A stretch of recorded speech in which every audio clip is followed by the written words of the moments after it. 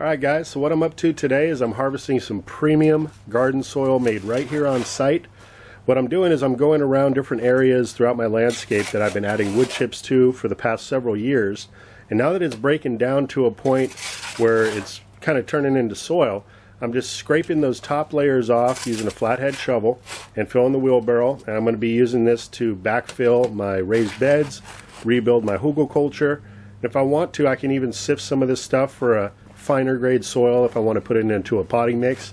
But any remaining wood chips at this point that are brown and decaying, they're no longer going to be taking up any nitrogen from the soil, so it's fine to use just as is. But like I said, I may do a bit of sifting on some of this stuff. But you can see how easy it is to harvest at this point. It just comes off in layers like cake. It only takes but a few minutes to get a wheelbarrow full of soil, so quite a bit of value in this type of a process. I've spoken on this in the past. Pathways are a great area to harvest soil from, but if you wait a few years and continually build up those wood chips before you do this, you're going to get an abundant harvest of some really high quality soil. This stuff is loaded with worms. There's worm castings in here, and I may even amend the soil a little bit for certain applications. I could add some coconut coir, even some more worm castings or some sort of minerals like rock dust into here. But really, it's hard to put a value on this because this was made right here on site. It's all organic, so it's saving me a bunch of time from having to go down to the big box store and buy the bag stuff that has hardly any life left in it. Instead, I've got this living compost soil ready to go, just super high quality. So this is a technique that I've been doing for quite some time. I've spoken about it in the past, and I really think that you guys should look into this. If you're doing gardening, small scale, large scale, soil is one of the most important elements to your success. So if you can create high quality soil, and it doesn't have to be wood chips, it can be other mulching materials, leaves, grass, all that sort of thing. If you're mulching, over time you're building soil. So in my garden plots, I don't scrape away the soil, I'm just constantly building. But in other areas, areas that I'm walking on, the pathways and such, these are prime locations to harvest soil from every now and then.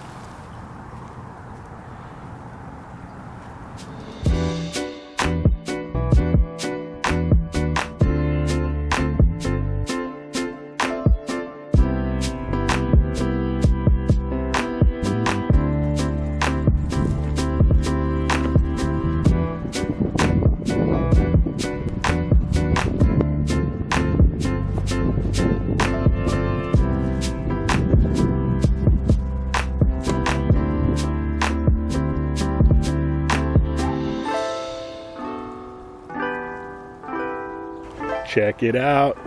We've got presents, my friend. This is a new addition to the food forest. Another fruit tree just arrived today in the mail. So if you don't have a nursery close by, or if there's certain varieties that you can't find locally, be sure to check online. All right, let's check this out. This is a bare root. That's why it's so lightweight.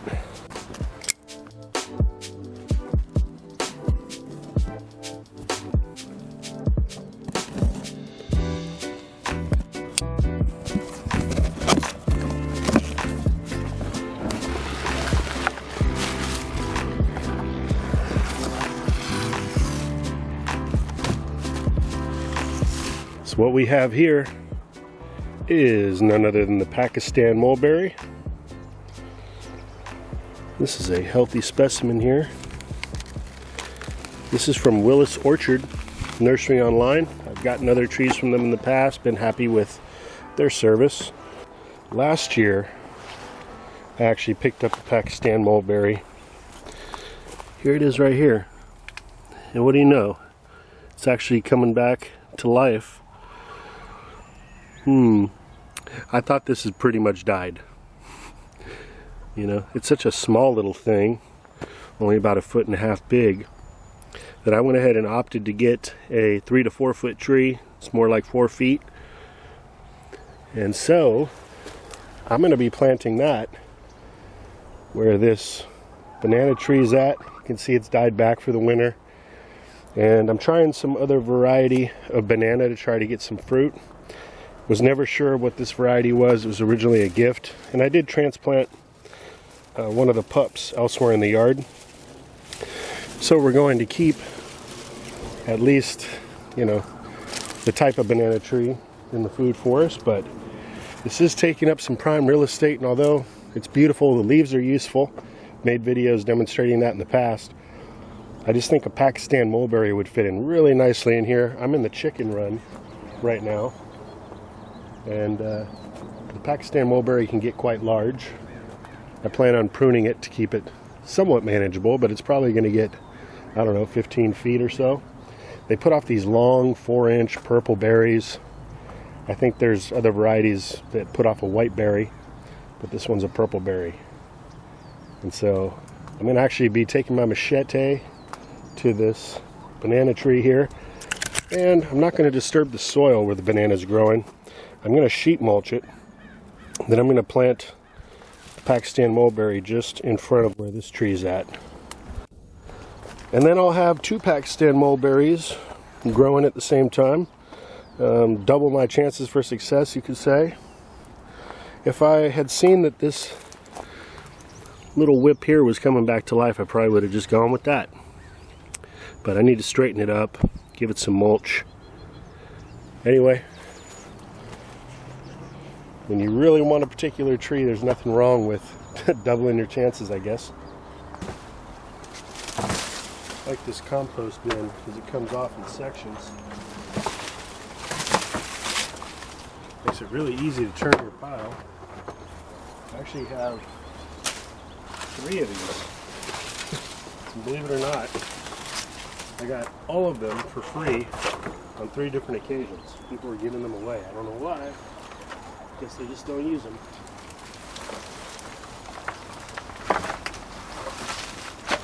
There's some good compost in there getting going.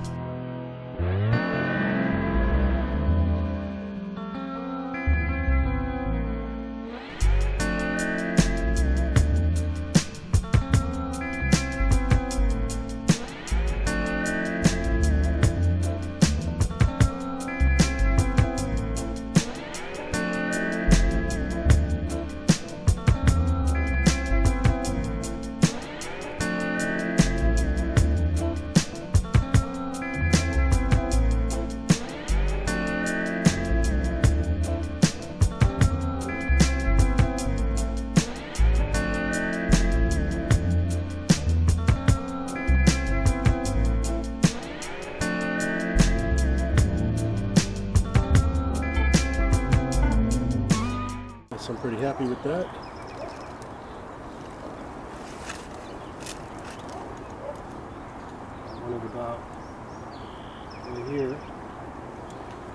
backfill some of this soil back in. Worms in here. And glass.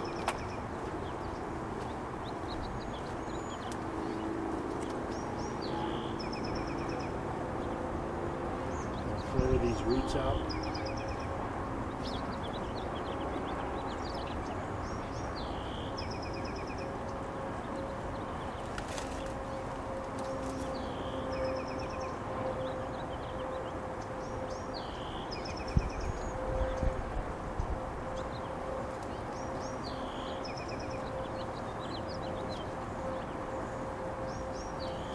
Just going pure native soil here.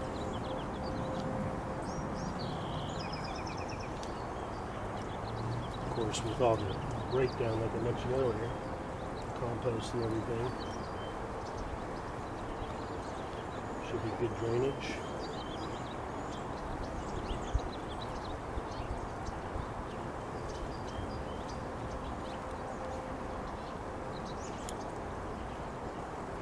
Before I backfill the rest, I'm just going to soak it really good.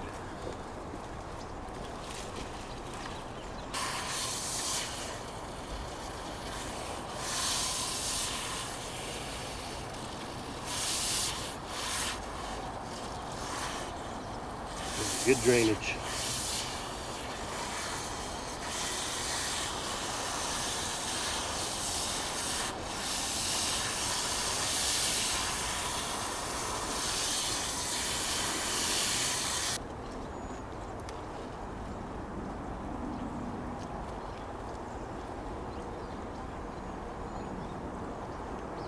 Lots of worms here.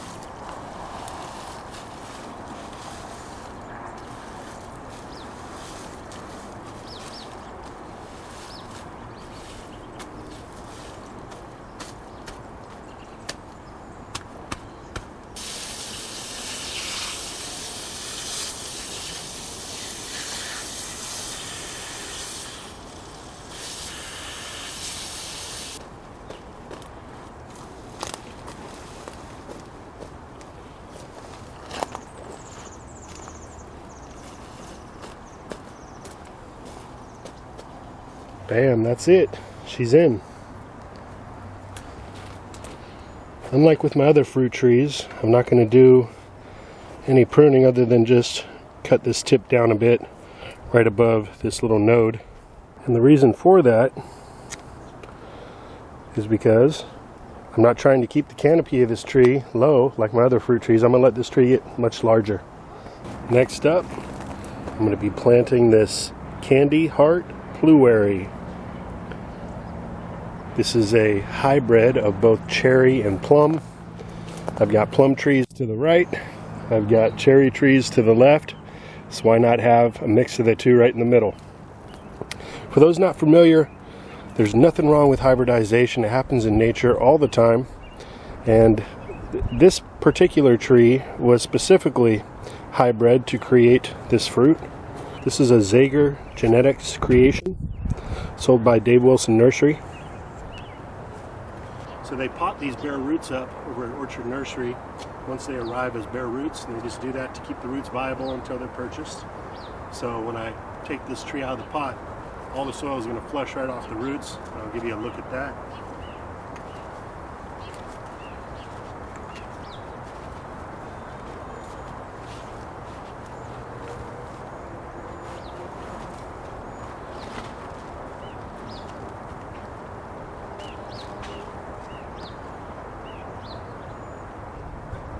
Be good right there.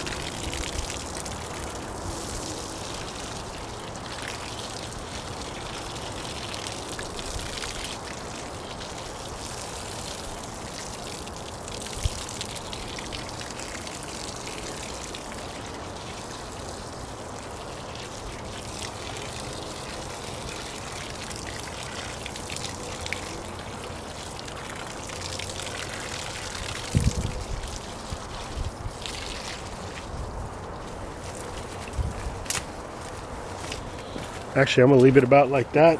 Just add some wood chips on top. And I got one more tree to plant today, and that's the Panache Tiger Fig. So 3 trees going in the ground in one day, not bad. And I mentioned before, the figs always do come potted, but this was repotted, so they usually come in an elongated pot, skinny pot. So you'll see there's a little root ball on here with soil on it. We may have to tease those roots a bit. Just going to plop it in the hole. Call it good.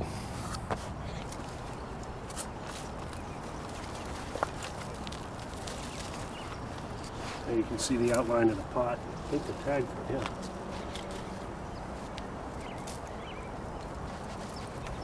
So yeah, we'll just tease this a little bit. Get those roots kind of poking out.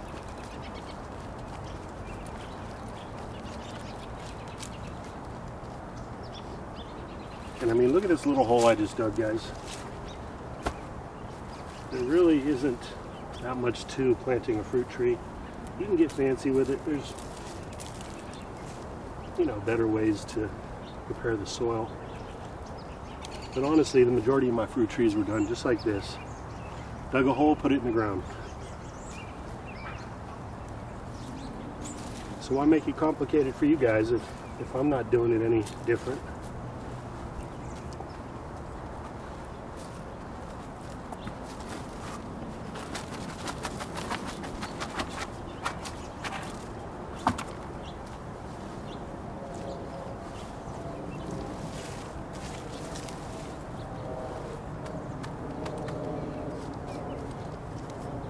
Soak it in, add some mulch, we're good to go.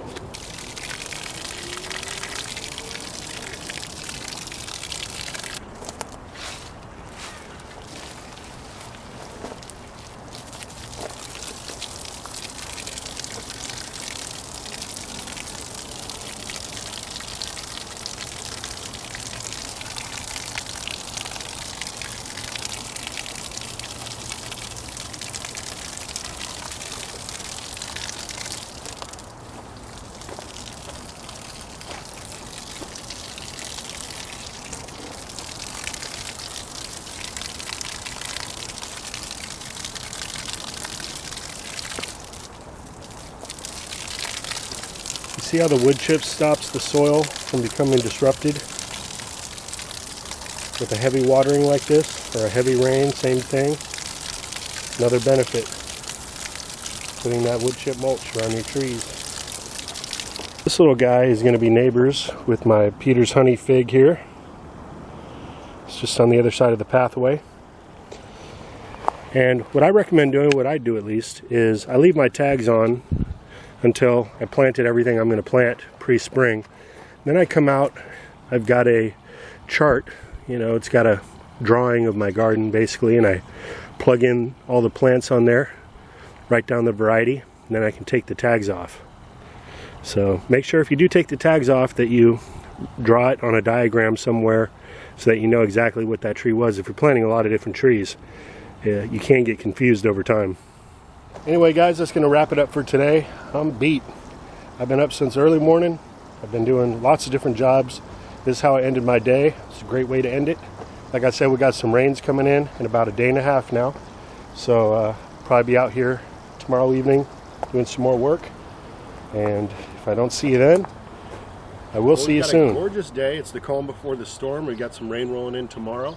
And I'm going to spend as much time as I can today getting more stuff done out in the garden, getting prepared for spring. I'm going to be starting off by pruning this pomegranate tree here.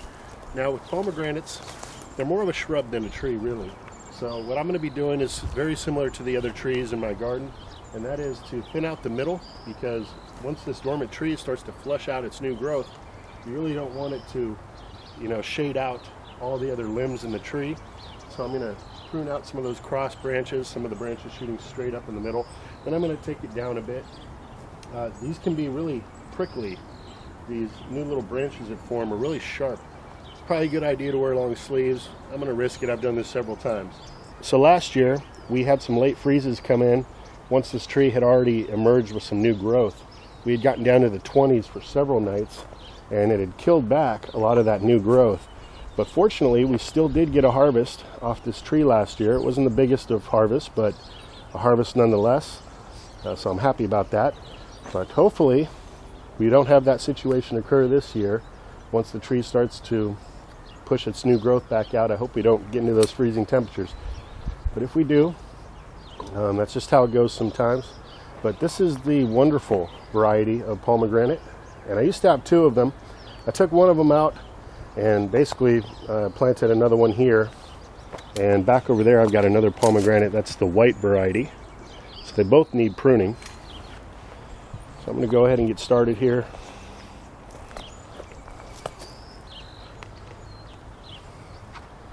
Going to take out this whole branch here. Got some upward and cross branch in there.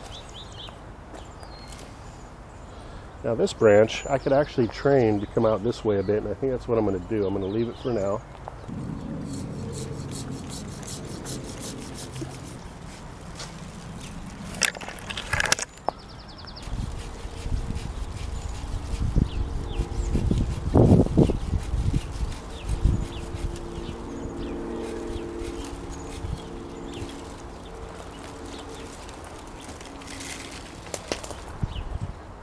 Branches up higher down a bit.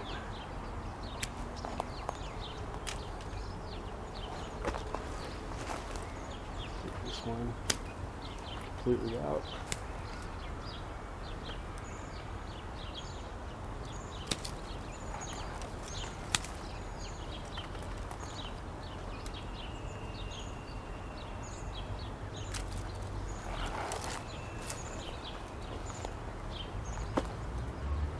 Still removing some entire limbs here.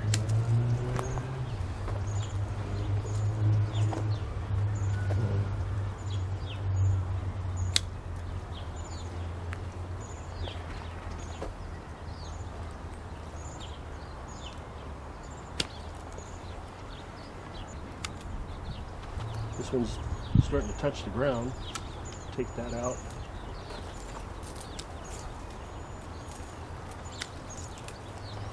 So we got some new shoots that are popping up. This happens every year with the pomegranate. If they're coming up in the right spot, I'll let them stay. Otherwise, we'll just remove those entirely.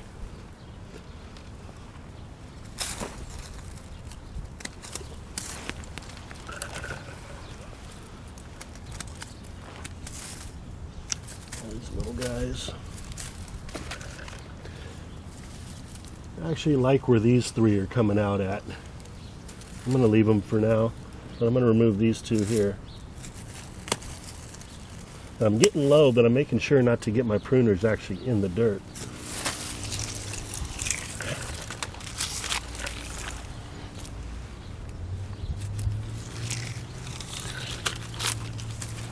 That's a fast track to dulling your pruners if you cut into the dirt.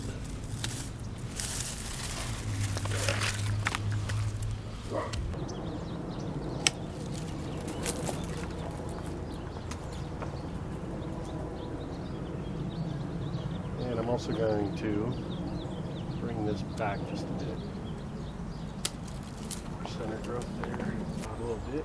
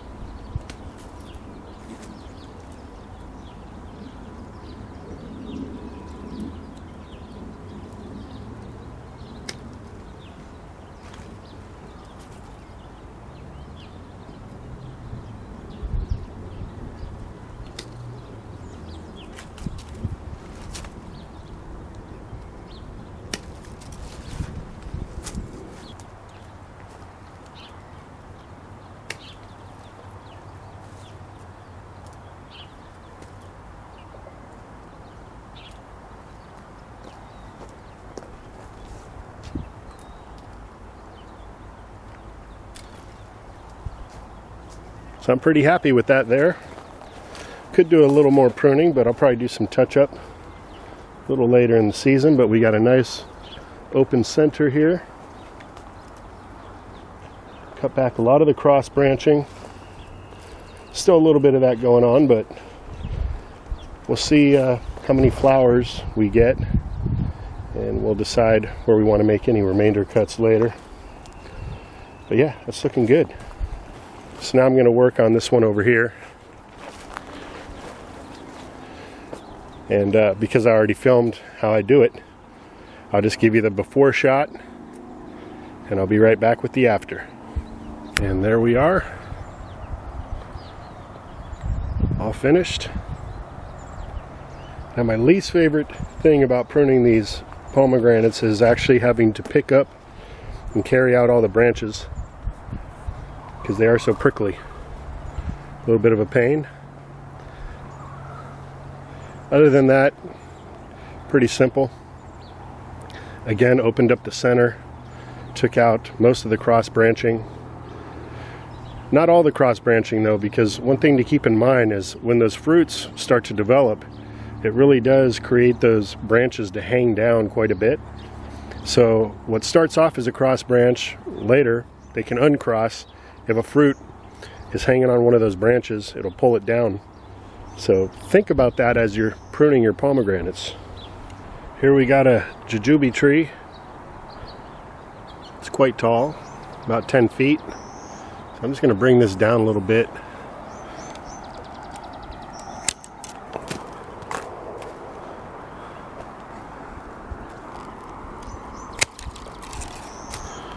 That's about all I'm going to do to this tree this year. Over here we got another one, same thing.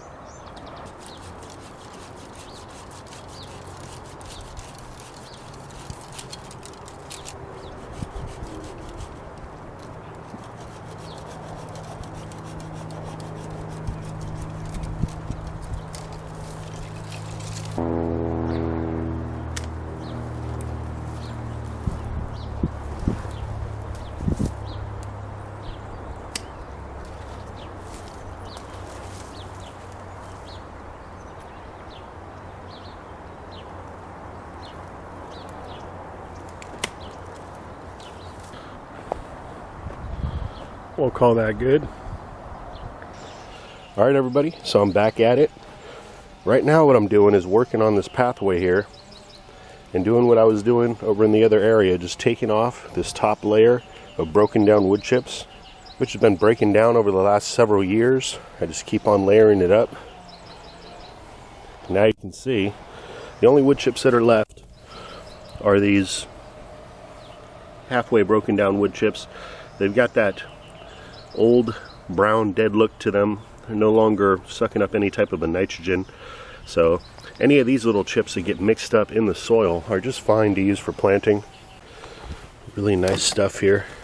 Of course you could sift it out as well, but we just had some more rain and this is a great time. It's not too muddy to scrape this off. It's really soft.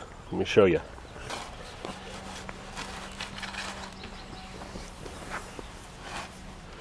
And it's just cake.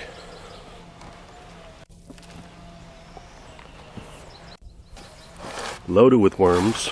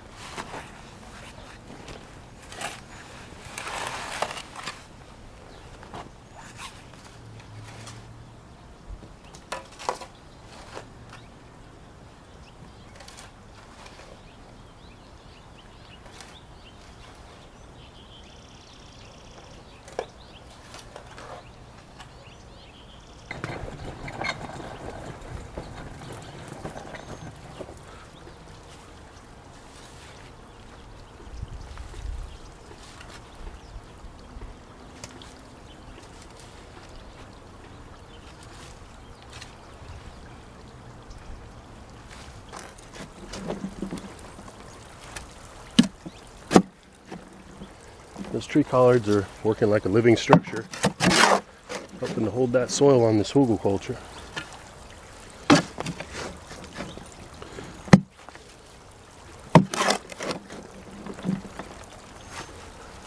So you can see down here, we already got one of my potato patches coming back. Throw some soil on top of those greens.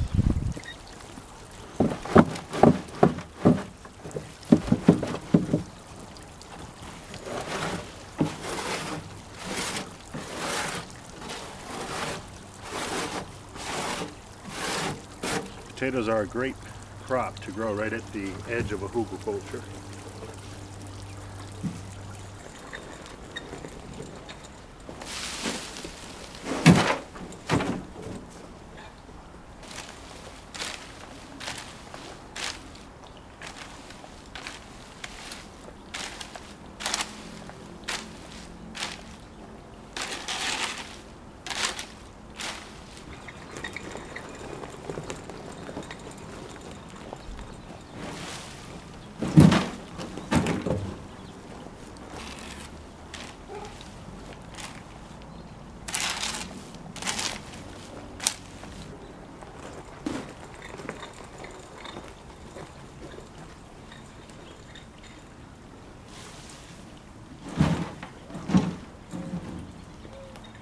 Final step is just to give a nice light rake over the top. Collect all the larger sticks, the wood chips.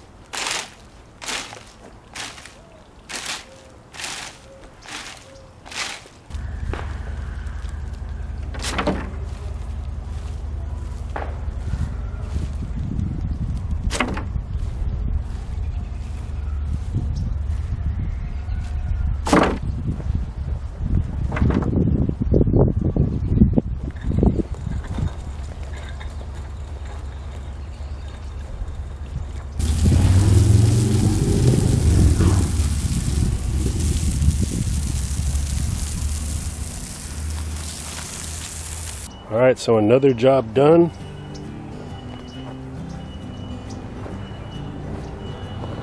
No more muddy boots. And much more awesome soil to be created here. I can harvest in the future.